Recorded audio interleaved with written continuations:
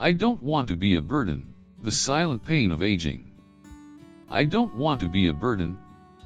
That sentence doesn't usually echo in rooms full of laughter or linger during a birthday celebration.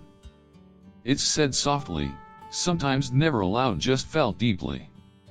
It's in the silence between a doctor's appointment and the sigh afterward. It's in the moment when a parent hesitates before asking their adult child for help. It's not loneliness in the physical sense, it's emotional exile. Today, we're diving into one of the most silent and misunderstood experiences of aging, feeling like a burden. This episode is not just facts and figures, though we'll bring those in. It's about real people, real feelings, and how we, as a society, often forget the emotional weight that comes with growing older. So grab a cup of tea, lean back, and let's talk like old friends. This is more than a podcast, this is a safe space.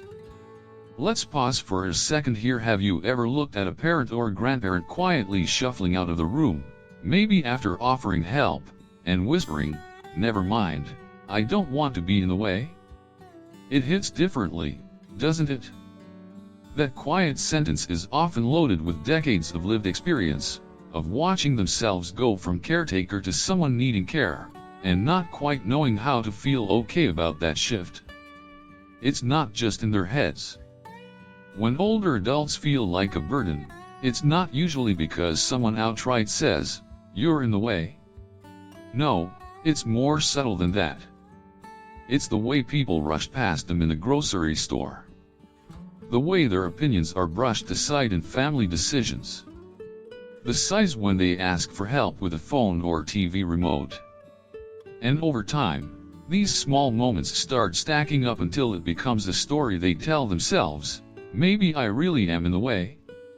The truth is, this feeling is more of a reflection of how we, as a society, treat aging than anything inherently true about older adults themselves. What the media shows us, and doesn't show. Turn on the TV or scroll through social media and ask yourself, where are the older adults? If they are there, what roles are they playing? More often than not, they are portrayed as comic relief, confused tech users, or someone who needs rescuing. Rarely are they shown as mentors, innovators, or sources of wisdom. This limited representation feeds a bigger cultural message: once you're past a certain age, you become invisible. That invisibility? It's heartbreaking. It's one of the reasons so many older adults begin internalizing the belief that they no longer matter, no longer contribute, and should stay out of the way. And once that belief takes root, it can quietly erode their sense of identity. Let's talk about value and how it's measured. In our modern world, value often gets measured by productivity. How much are you doing? How fast can you do it? Are you working, earning, building something? But aging naturally slows us down. And when society is racing at full speed, it can feel like you've been left behind, like your worth is tied to how busy you are, instead of who you are. That's not just sad, it's misleading. Think about the quiet power of a grandparent who tells a child stories from a different era. Or the calm wisdom that comes from decades of navigating life's ups and downs. Or the care that goes into preparing a family recipe passed down for generations. That is value. It's just a different kind. A kind we don't praise enough. A human need to matter. Every person, no matter their age, needs to feel like they matter. To feel seen, heard, needed. So when older adults begin to lose roles they once held, maybe they are no longer working, no longer driving, maybe their friends have passed, it's not just about losing activity. It's about losing identity. And when those roles disappear without being replaced with new ones, what's left is a void. That void often gets filled with guilt for needing help, shame for not pulling their weight, and fear that they are slowly fading into the background of their loved ones' lives. Science confirms it's real. A 2023 study out of UCLA found that older adults who felt like a burden were significantly more likely to experience symptoms of depression, anxiety, and even early cognitive decline. It's not just an emotional issue, it becomes a health issue, too. Feeling unnecessary doesn't just break the heart. Over time, it can actually affect the brain. You know, sometimes the pain we carry doesn't come from one big dramatic moment. It's those quiet, in-between spaces. The little choices we make to not inconvenience anyone. The times we shrink ourselves down so we don't take up too much room in someone else's day. Let me tell you about a few folks I've spoken with over the years. These aren't headlines. These are just everyday people, with everyday hearts trying to do their best while carrying around a feeling they can't always name. Helen, 78, I stopped asking for rides. Helen lives just 3 miles from her daughter. That's nothing, right? A 10-minute drive, tops. She used to call every Thursday and ask for a ride to the store. It was their little routine. But one day, her daughter sighed on the phone, not in anger, not even frustration, just tiredness. A small sound. But Helen heard it loud and clear. So, she stopped asking. Now she waits until her neighbor happens to go out. Sometimes she skips the store altogether. She told me, in a voice that was steady but soft, I know she loves me. I know. But love doesn't erase the feeling of being in the way. And here's the thing, Helen started skipping meals. She wasn't getting enough fresh fruits, enough protein. All because of a moment that, to her daughter, probably didn't seem like much at all. That's how fragile dignity can be. It doesn't take yelling or mistreatment sometimes, it's just a sigh. Robert, 82, I gave up my piano.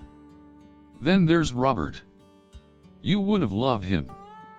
He had this sparkle in his eye, like he'd just come from a smoky jazz club on the south side of Chicago. Back in the day, he was the guy on the piano improvising like nobody's business. But after a stroke, his right hand never quite came back. The notes didn't flow like they used to. He moved in with his son and daughter-in-law, and they were kind, they really were. They even said they'd keep the piano in the garage. But Robert could feel it. Every time I played, he told me, I felt like I was disturbing their peace. So I sold it. I figured, maybe it was time. But here's the truth he didn't say out loud, that piano was more than an instrument. It was his voice. His memories. His therapy. And selling it was like shutting off a part of himself just to avoid the look of quiet annoyance in someone else's eyes. Maria, 74, I smiled through it. And Maria, her story stays with me. She was dealing with rheumatoid arthritis. If you've ever seen it up close, you know how unforgiving it can be. Just buttoning a shirt becomes a painful task. She lived alone after her husband passed, and her kids were scattered across states. So what did she do? She smiled. She FaceTimed her daughter every weekend, always cheerful. She'd say things like, I'm doing great, even as her hands trembled from pain. Why? I didn't want to be a problem, she said. She has enough going on. She didn't want her daughter to worry. But the cost of that smile was silence. And behind that silence, a woman was suffering. These aren't rare cases. They are happening in homes all over the country, every single day. Not because families are unloving, but because older adults often believe their needs are a burden rather than a right. And what's heartbreaking is that these feelings don't usually get talked about. No one wants to admit they feel invisible. Or like they are walking on eggshells in their own families. So they smile, they stay quiet, they stop asking. But what if they didn't have to? Now, let's take a pause here and look at what the science is telling us, not just about feeling lonely, but about what believing we're a burden actually does to the body. This isn't just about sadness. It's about biology. Real, measurable changes in the brain and body that affect everything from how we heal to how long we live. The physiology of loneliness. There was a study out of Brigham Young University that really stuck with me. They looked at a huge sample of people and found something shocking. Being socially isolated or even just feeling isolated increased a person's risk of death by up to 29%.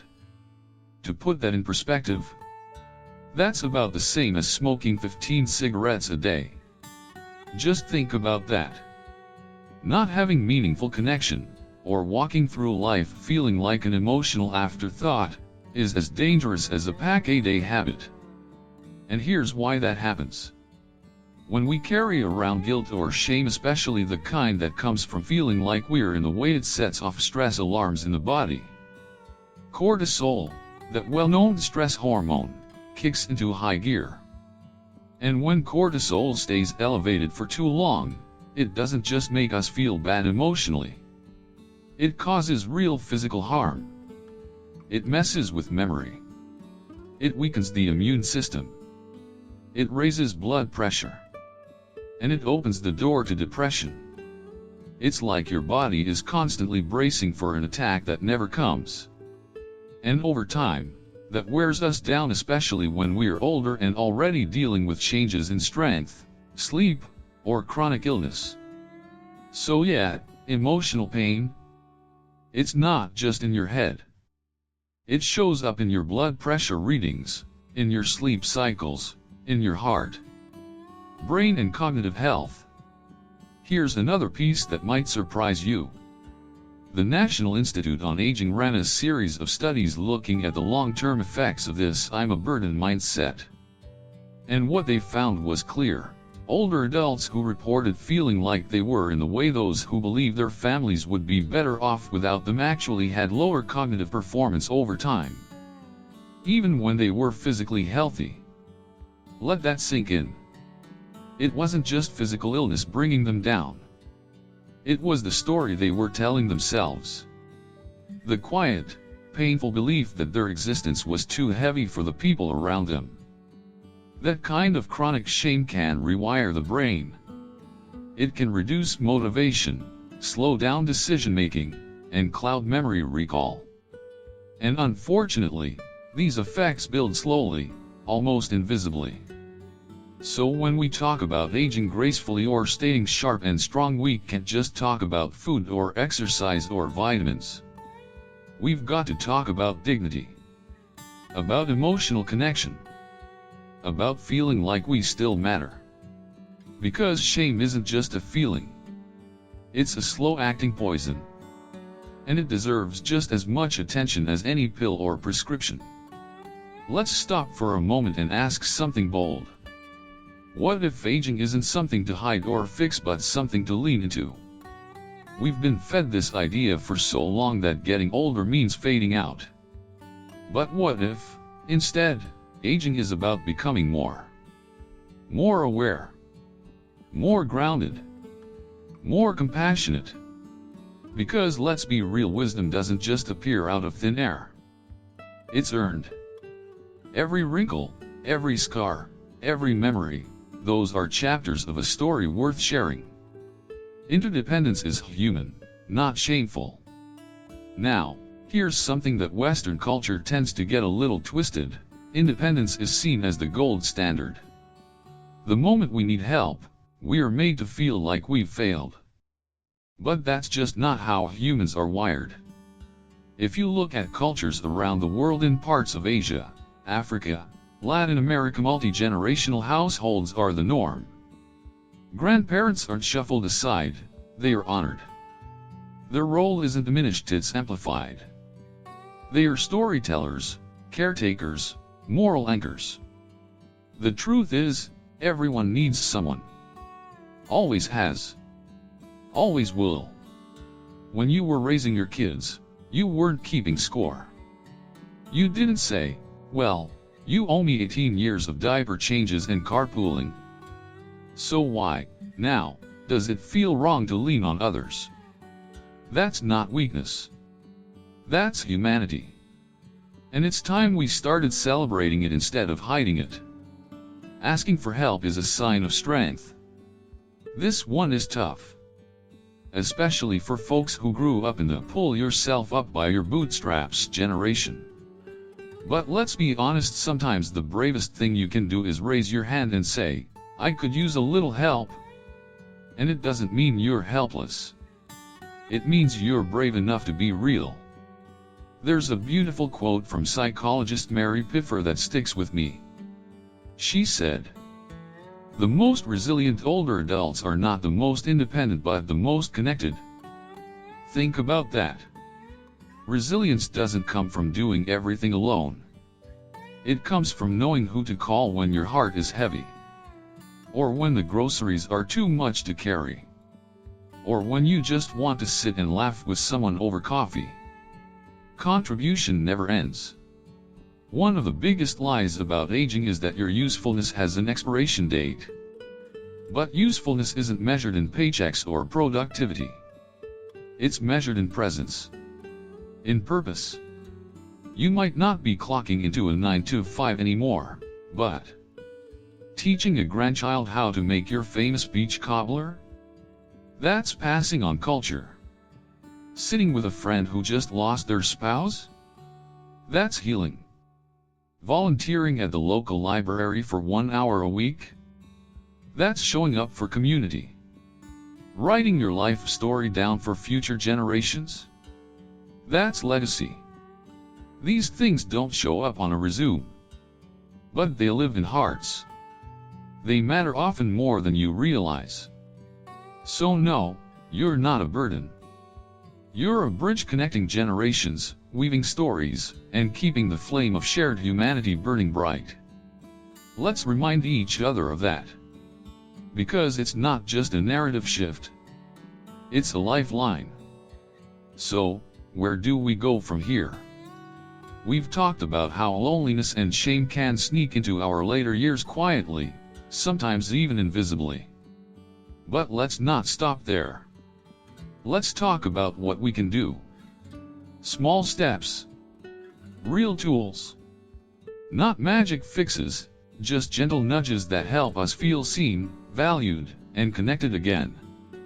Because no matter how old we are, the need to belong never retires.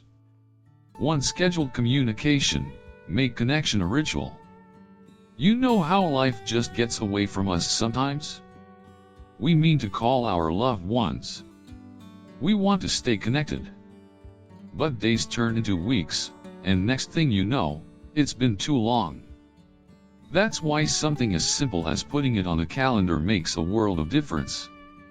Instead of saying, "Call me sometime," we can say, "Hey, how about every Sunday morning, just 15 minutes we do coffee over video?" It might sound formal at first, but actually, it removes the guilt on both sides. You're not interrupting anything. You're showing up, just like we used to do for Sunday dinners or weekly card games. And even if your grandkids are glued to their phones, they'll remember those calls. They really do. That moment of connection, it plants something. 2 peer support groups, find your people. No one understands the journey of aging better than someone walking the same path. And the good news? You don't have to face it alone. There are amazing communities out there, some in person, many online, where older adults are gathering to laugh, vent, swap stories, and lift each other up. Local senior centers often host weekly chats, book clubs, or fitness classes. Virtual groups like the AARP forums or Silver Sneakers online sessions are great for folks who prefer staying home or live in rural areas. Even Facebook has private groups for widows, caregivers, retired teachers, you name it. And here's the secret, it's not just about finding support. It's about realizing you're not the only one. that someone else has felt exactly what you're feeling, and that you still have so much to offer each other. 3. Purposeful volunteering. Give to feel full again. One of the most beautiful ways to feel less like a burden is to remind yourself how much you still bring to the table. There's this organization called Elder Helpers that I really admire. It connects older adults with small but meaningful volunteer roles like helping kids with reading, teaching someone to cook a simple meal, or even just chatting with someone who's lonely. You'd be surprised what an hour a week can do. Not just for others but for you. And it doesn't have to be formal. Maybe you write letters to troops overseas. Maybe you knit baby blankets for a local hospital. Maybe you help out at your church or library. You don't need a title to make a difference. There's this quiet dignity that comes from giving your time, your presence, your story. And when you give it freely, not because you have to, but because you can, it reminds you, you are still needed. Still vital. Still part of the world around you. And that, in itself, is a kind of healing. Let's take a breath together. Because I know this conversation hasn't been an easy one. Talking about feeling like a burden, it's raw. It's quiet. It's the kind of pain that doesn't always have a name, but you know it when it visits. It shows up when you're about to ask for help and then pause. When you tell yourself, maybe I'll just figure it out myself. When the house is too quiet and you wonder if anyone even notices the silence. So let's talk about that voice, the one that says, I'm just in the way. Let's talk about it honestly, kindly, and with a kind of truth that doesn't hurt, but heals. Because here's what I want you to hear, and not just with your ears, but with your heart. You are not a burden. You are a living, breathing legacy. You are the echo of every story that came before this moment. You've walked through fire and joy and change and loss, and you're still here. Still learning. Still growing. Still teaching, whether you realize it or not. You see, that word burden is so harsh. So unforgiving. But most of the time, when older adults say it, they are not talking about physical weight. They are talking about emotional weight. They are talking about not wanting to inconvenience someone they love. About not wanting to take up space in a world that seems to move faster and faster without them. But let me flip the mirror for a second. If your grandchild or your best friend came to you and said, I don't want to be a burden, what would you say? You'd probably take their hand and say, You? A burden? Don't even joke. Because love doesn't measure value by productivity or independence. Love doesn't ask you to earn your place at the table. Love simply wants you there. And the same goes for you. You're not here just to take. You're here to give. And you still are. Even on the days when you don't feel useful.